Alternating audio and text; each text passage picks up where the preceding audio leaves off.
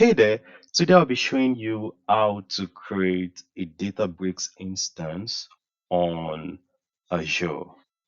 Pretty simple. You've navigated to your Azure portal. You can search for Databricks here, and you have Azure Databricks as one of the services.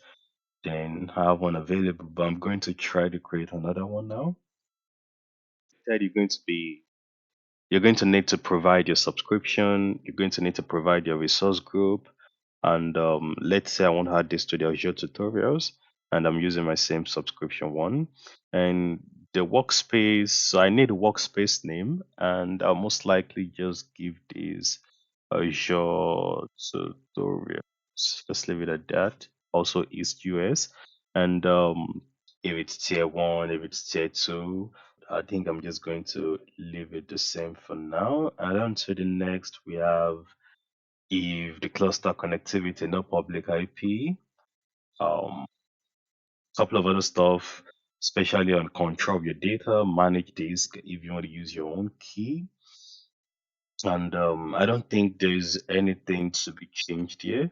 If you're concerned about security, you can read the documentation. I'll be putting the link um in the description box and check that out. And then on to okay,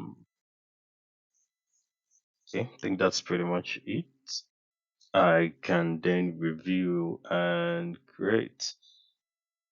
Yep, and that is validating. We should have our instance created successful. Validation is successful. Then we can create um the resource Azure Databricks itself, and that should be available pretty quick, actually. And after a couple of minutes of deployment, you're going to have this. Just let me go back to the resource.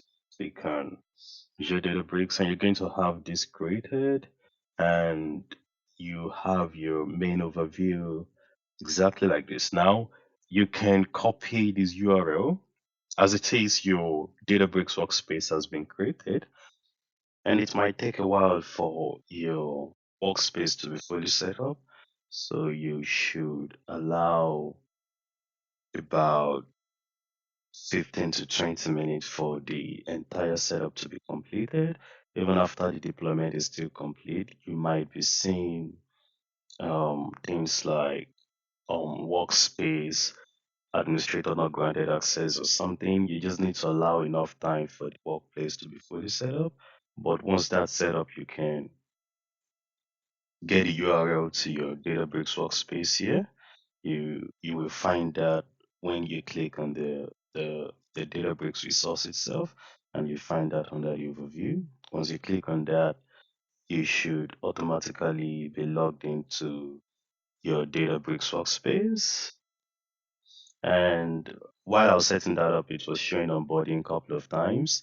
Matter of fact, it was showing that simultaneously logging me out, then be logging again automatically. So that's pretty normal and it's expected, so to say.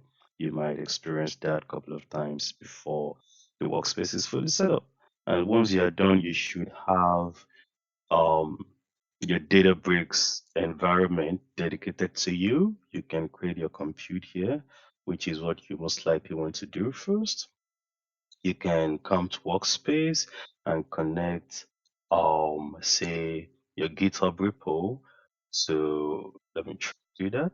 And connect your GitHub repo just so you'll be able to um retrieve your repo directly and make commits from your Databricks environment. So say I want to extract or fetch this repo, I can do this and I can create the repo and we have that. Just showing you this and that'll be all. So let's say I made a change, any change. Let's say I change this from 2 to 3 and now I need to commit this. I think I would need to sign up to be able to do that and can convert to changes.